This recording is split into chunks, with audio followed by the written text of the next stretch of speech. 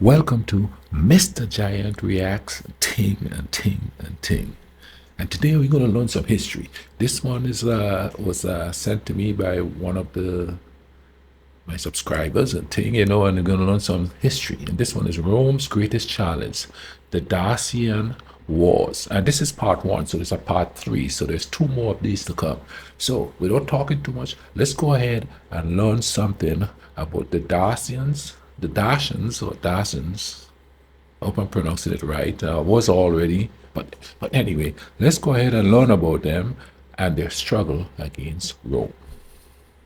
Dacia, once home to a fierce and proud warrior society, renowned as some of the most feared mercenary fighters of the ancient world. The Dacians were known to take every opportunity they could to partake in warfare, which eventually got them standing face to face with one of the greatest ancient superpowers, the Roman Empire, in its full prime. In the grand finale of these wars, Rome would assemble the largest army of its history, called in from all over the known world, to defeat the Dacians, with almost every imperial legion being involved in one form or another. But despite the odds, the Dacians will manage to fight them pound for pound, assembling a large coalition of tribes and employing the latest technologies and weaponry of the age to fight off its invaders. The written sources detailing the ensuing epic campaigns, tactics, and staggering losses of life were, quite unfortunately, largely lost to time, which is why this grand historic event was never before fully covered on YouTube. But now, with the combined help of archaeology and several Romanian scholars, we believe our series on the Dacian Wars has the means to finally cover everything there is to know about the composition of armies, motives, strategies, and logistics of this long-forgotten conflict. And of course, to bring the architecture, culture, and lifestyle of the fascinating Dacian people back to life. The story of the Dacian people begins in the Carpathian Mountains and the banks of the lower Danube. This was first the land of the Getae, one of the many tribes the Greeks called Thracians. For hundreds of years, the Getae incorporated many foreign elements from their very culturally diverse neighbors. These were the Illyrians to the west, the Greek colonies of the Black Sea to the east, the Scythian nomads to the north, and even a great deal of migrating Celts in the 4th century BC. Apart from adapting their culture, the Getae were involved in many of their neighbors' wars, and a strong warrior culture started to form among them, with a fierce reputation for bravery and courage. Historians trace the origins of the Dacians to roaming bands of aristocratic Getae warriors from the southern Danube. Their migration was prompted by a decrease in available mercenary jobs, due to the collapse of Hellenistic kingdoms and the rise of Rome in the region. Because of this lack of work, these bands of Getae spent their lives preying on neighboring communities, and even raiding Roman-held Macedonia together with other tribes between 114 and 108 BC, before being quickly driven back by the Romans. With time, they would set their eyes on the lands north of the Danube, and in a slow, steady migration they would subjugate the local tribes there in the late 2nd century BC, and would create a series of small permanent kingdoms for themselves in the mountains, being from now on referred to as Dacians by Roman authors. According to them, the Dacians still shared bonds of kinship with other Getae tribes, and many Thracians south of the Danube had a similar language and tradition to them. But the Dacians also stood out among their neighbors too. For one, they had a very wealthy and strong class of warrior aristocrats, and their area was abundant in precious metals, which provided them with the means to hire skilled foreign laborers at their disposal.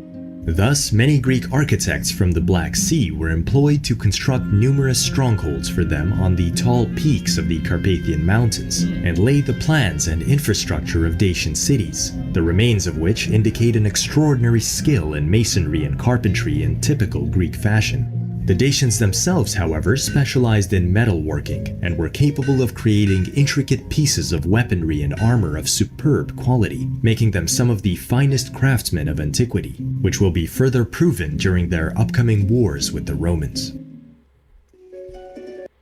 It's crazy how they said that their specialty was working with the iron, but they would hire people from other tribes and places to come build certain things for them. So there was that sense of, well, it's probably not kinship, or it's just a matter of commerce, you know what I mean? A matter of survival, you know. Hey, you could do this better than me. I shall hire you to do this, you know. It seems like that's being lost to a certain degree, you know what I mean? Of course, too, no, let's not forget, you know, not in this case, but then people realize the age old way of making people build stuff for them through slavery. And let's not get it twisted that a lot of the people who were enslaved too, not here, I'm just saying in general, they were the architectures and stuff, so they were made to create certain things, you know what I mean? And that's just the way it is, and you know, mankind is like that. During Rome's Mithridatic Wars against Pontus, the Dacians and later other tribes were paid generous bribes by Rome to stay neutral throughout the wars. It was during this time that Dacia witnessed the rise of a legendary king, a figure so large that Julius Caesar himself considered a threat to the very existence of Rome, King Burebista, the father of the Dacian kingdom. Through a combination of diplomacy and warfare, he came to be regarded as the first and most powerful king of the Thracians, with the kingdom encompassing both banks of the Danube. But his ambition didn't stop there. He would later subdue the Greek colonies of the Black Sea, and would almost erase the Boii and Taruski tribes from the face of the earth. Dacian raids and incursions reached well into Thrace and to the borders of Macedon. But their most impressive achievement was defeating a Roman army in 72 BC, led by the new governor of Macedonia, Antonius Hybrida. In the later stages of his reign, Burebista was even known to have sent an embassy to Pompey Magnus in the aftermath of the Battle of Dyrrhachium, offering full support against Caesar and his legions. Had Pompey accepted, the history of the world might have been very different. Burebista also implemented a set of military reforms that had common folk enrolled and trained in great numbers to supplement the aristocratic retinues. Roman sources claim that Burebista could mobilize 200,000 warriors for war, a statement modern historians consider to be the maximum manpower reserve of the Dacians. Besides his great military achievements and reforms, Burebista also proved to be a wise statesman and solidified his rule over many minor chieftains. His political unifications brought unimagined levels of prosperity to Dacia. Mining and ironworking became more active, trade greatly flourished, and new cities were founded in the plains, with spectacular terraced settlements and more aristocratic fortresses built in the mountains. Most of these constructions were undertaken by professional architects and engineers, who implemented the latest Greek and Roman techniques of urbanism. Sadly, Burebista's assassination by disgruntled nobles in 44 BC saw his kingdom fractured into 4 and later 5 warring kingdoms fighting for supremacy. To make their matters worse, Mark Antony managed to secure soldiers and support from some Dacian kings by paying them large sums of money. But his ultimate defeat and death would put Dacia under the vengeful radar of Octavius Augustus, now a sole ruler of a strong and unified Roman Empire. It wasn't long until a Roman army was sent to defeat the Dacians, placed under the command of Marcus Licinius Crassus, the grandson of the illustrious triumvir. In a highly successful campaign, he managed to neutralize 3 of the Dacian kings, which earned him a triumph back in Rome. However, hostilities did not cease, and the Romans began a policy of forced resettlement of hundreds of thousands of Dacians to south of the Danube, in an attempt to create a buffer zone and dissuade future invasions. Shortly after, migrating tribes of Roxolani and Yazyges swiftly defeated another Dacian king, and the remaining Dacians had no choice but to sign yet another peace treaty with Rome. But in the next 4 decades, the Dacians yet again proved their resourcefulness and emerged as leaders of a large coalition of tribes, which included the Roxolani, Basternae, and some Greek cities of the Black Sea.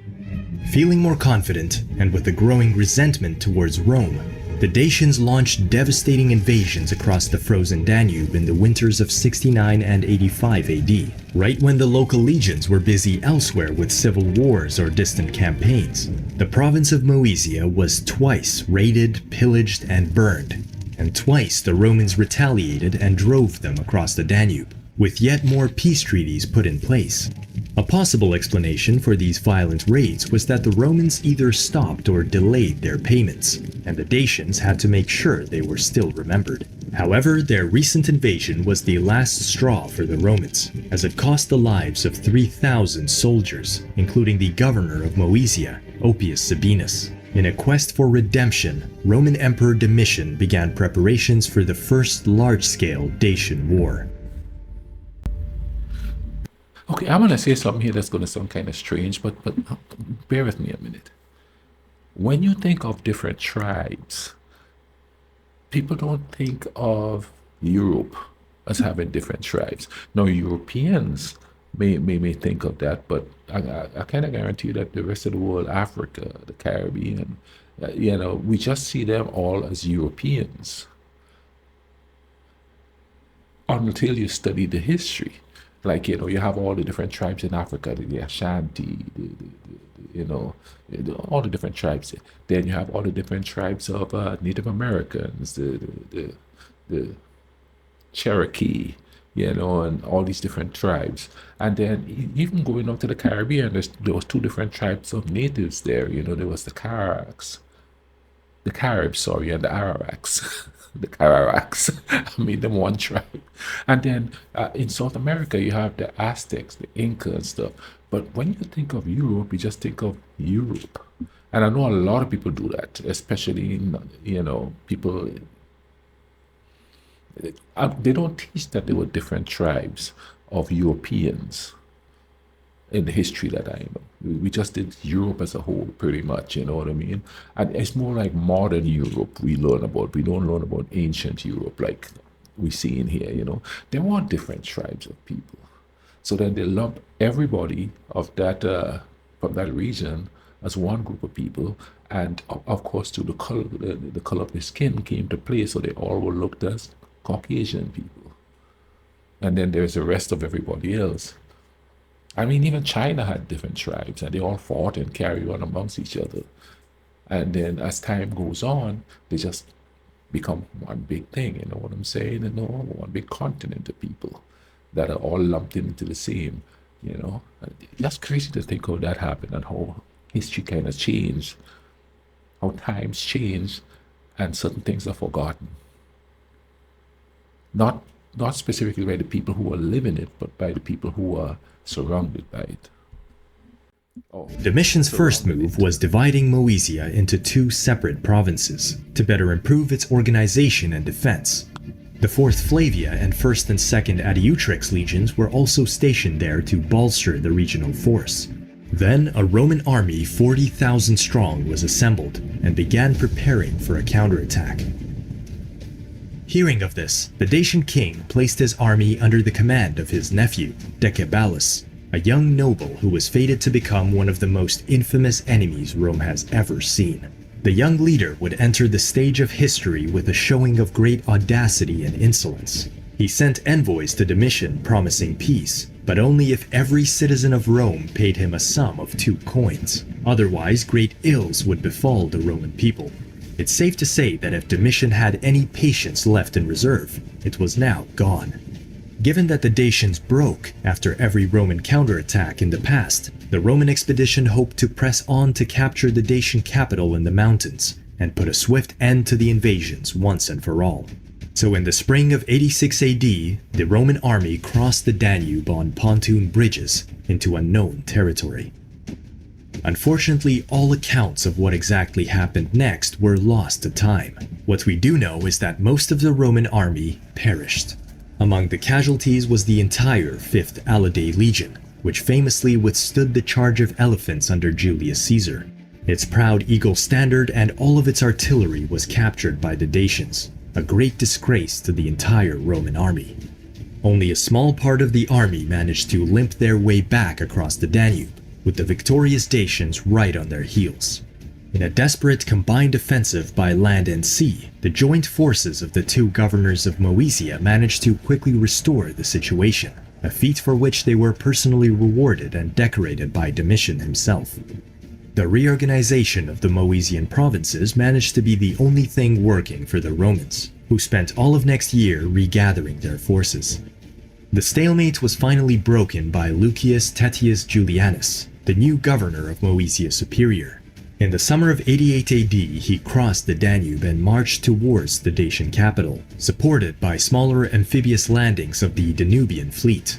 The Romans soon met the Dacian army at Tapae, the gate to the Dacian heartland, and once again engaged them in an open battle. This time, the Romans succeeded in inflicting heavy casualties and scattered the Dacians to their mountain fortifications. Victorious, Julianus now prepared for the next stage of the offensive, the siege of Sarmizegetusa Regia, the Dacian capital, together with the numerous strongholds that surrounded it on the mountain peaks. But this offensive would take an enormous amount of time and resources, and was therefore never carried through.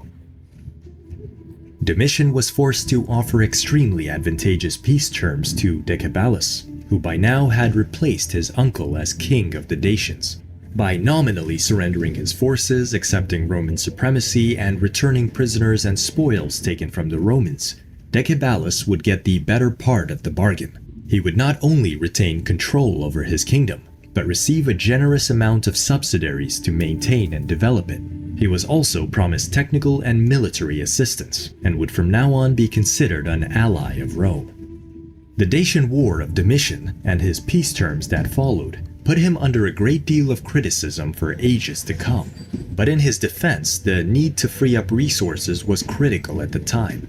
Roman defeats against Germanic tribes in Pannonia, together with an uprising in a Roman province, meant that Roman forces were needed elsewhere. Furthermore, it wasn't a completely bad idea to try and turn Dacia into a powerful ally that would act as a buffer zone against other violent tribes. But Domitian's mistake was in failing to consider Decebalus's motives, who, although was receiving all he could ever hope for from Rome, was simply hell-bent on gaining independence for his people and provoking the powerful empire at his border. So despite agreeing to the terms, Decebalus proved to be a very shrewd and skilled negotiator. First, he deliberately insulted Domitian once again by sending his brother to accept the treaty in his stead, and then he took his time in returning the Roman spoils. And the whole time he acted like the king of a fully independent state.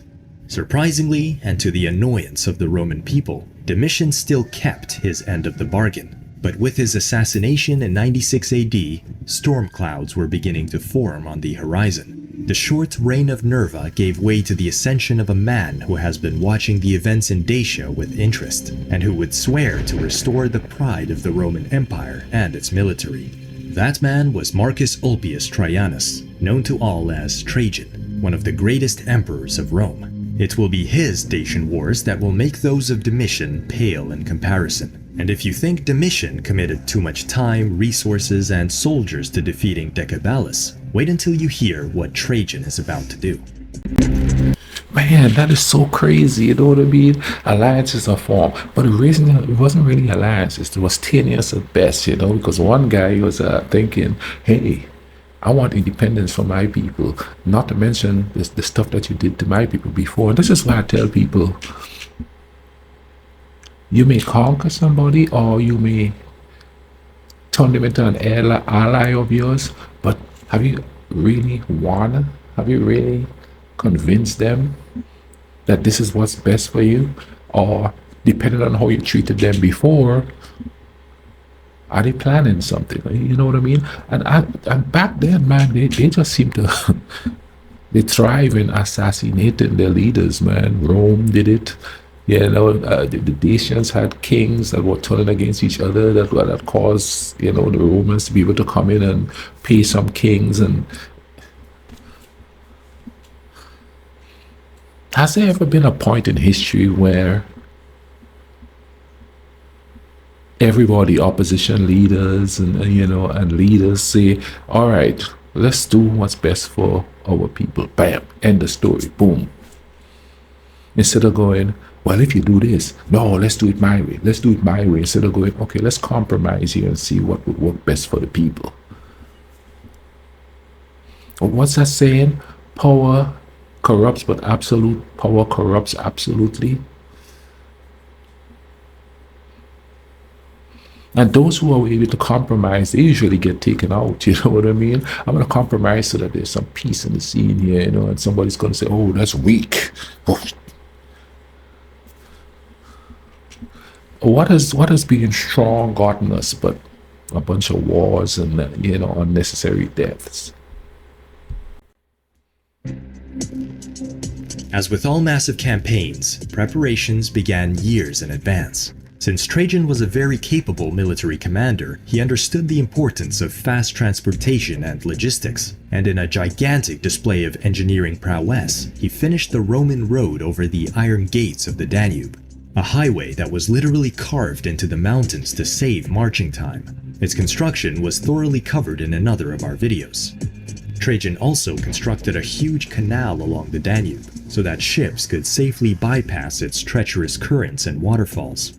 Trajan also understood that the campaign would involve of organized sieges and crossing hills, mountains, and rivers, so he summoned the most distinguished and renowned engineers and architects from across the Roman world, one of whom was Apollodorus of Damascus, the lead engineer whose record-breaking constructions throughout the Dacian Wars will earn him legendary fame.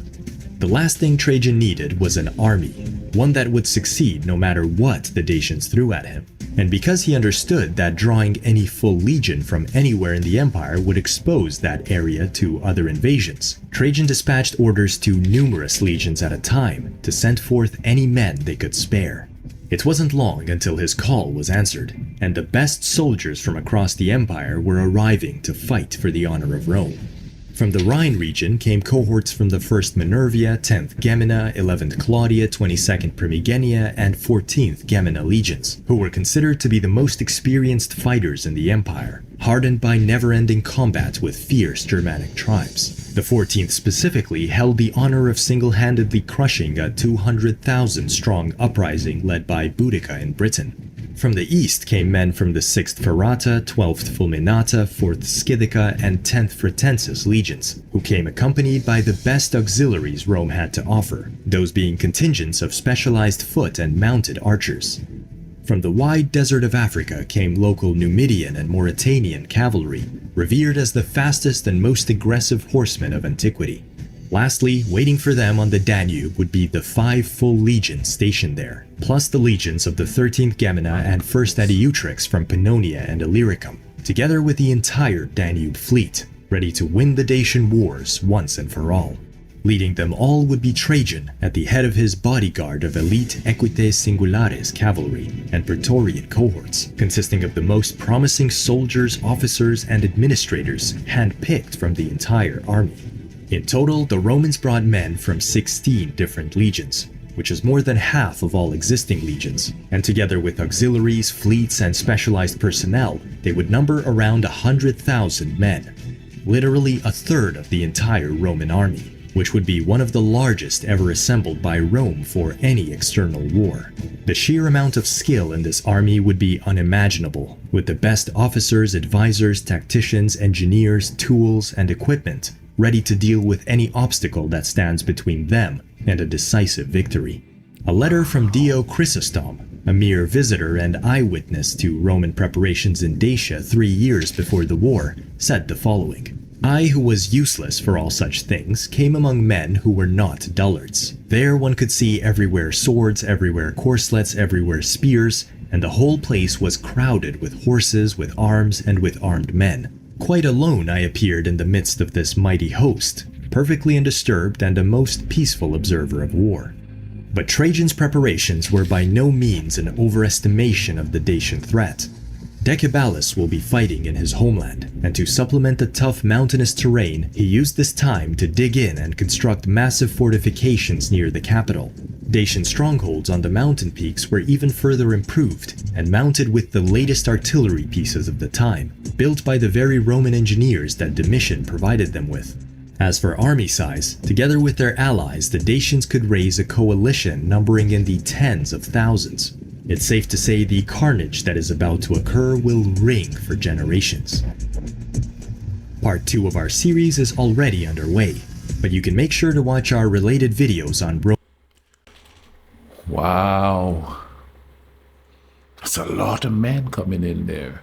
And here's the thing. Can you imagine like the citizenry, the everyday people, not we're not even thinking about the soldiers.